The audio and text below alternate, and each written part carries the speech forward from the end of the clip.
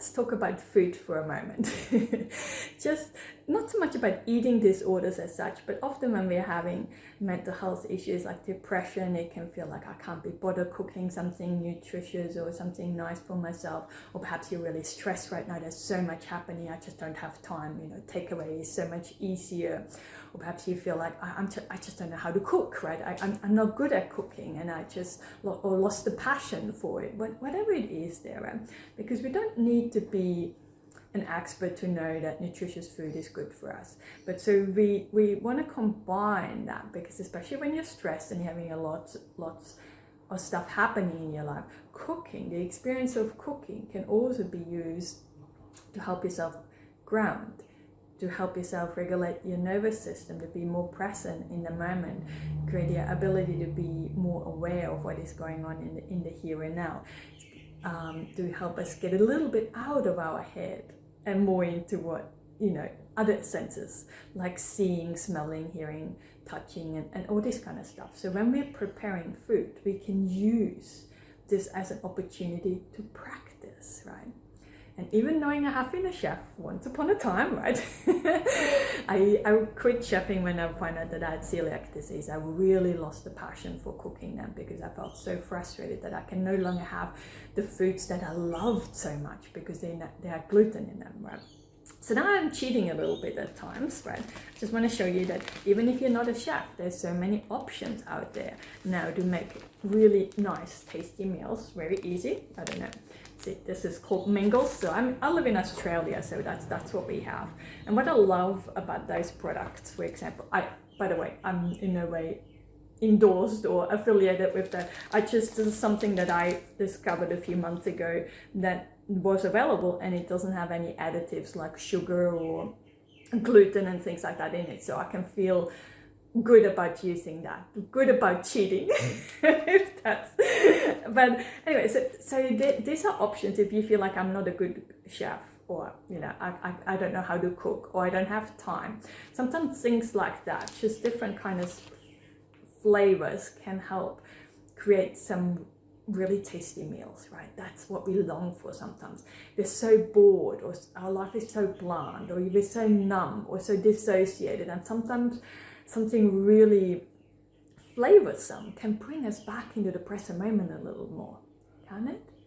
So sometimes when you just open up one of those packets, right, the smell of it can bring you back into the present moment, away from that ruminating about what your friend said, or what your coworker or your boss just said, or perhaps some other experiences, or planning or worrying about the future. Just coming back into the moment and really smelling the food. Or when you start cooking, right, when we put seasoning in, and as it heats up in a pot, the smell intensifies. So this is actually a mindfulness exercise in disguise, right? So you don't have to set aside extra time in your day-to-day life to do grounding practices, to do mindfulness practices, to help yourself, whatever things they are. Sometimes we can just use normal day-to-day activities that we would have to do anyway, right? And turn this into a practice to help me to stay more grounded, just by being really present. And when I say when I'm cooking, I am cooking. That's all. I'm not doing anything else, right? Cooking, this is usually just a 20-minute period, right? And that's all I do. There's no TV on. It's very rarely that I have music on. It's not a time for conversation. This is when I really grounding myself, okay, in that experience, right? With the food, with the chopping, with the sounds, with the smells, right? To really become present to this again. And when that chatter comes up, right, whether this feels like you don't feel worthy of having nice meals and all this kind of stuff, right? Especially if you had eating disorders like myself, there can be a lot of unhelpful chatter going along while the process of cooking is happening, right?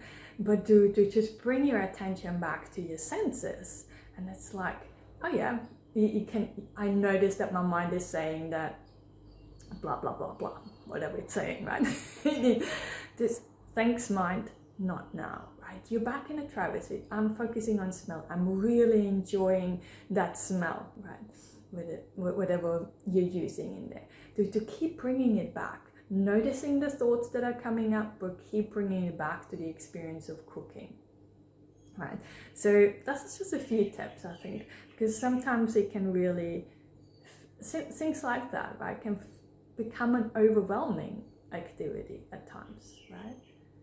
And to notice that what makes it overwhelming in that moment is our mental chatter, what the stories we create around something like cooking, right? That whether I'm able to cook or not able to cook, whether I should be doing something different, or and all these kind of things, right? To just notice, oh, here's those thoughts again. Here's my mind telling me the same stories again. It tells me every day, right? When it comes around cooking time, or comparing yourself, that with other people, especially if you cooking for other people, right? That judging within yourself whether this is going to be good enough. To kind of drop that for a moment, noticing it's there. Yes, that judging voice, but now I am just coming back to the experience of cooking. I just want to enjoy the flavors, the smells, and just doing that, being part of that. Just curious, if you would just test that out a little bit and let me know how you go.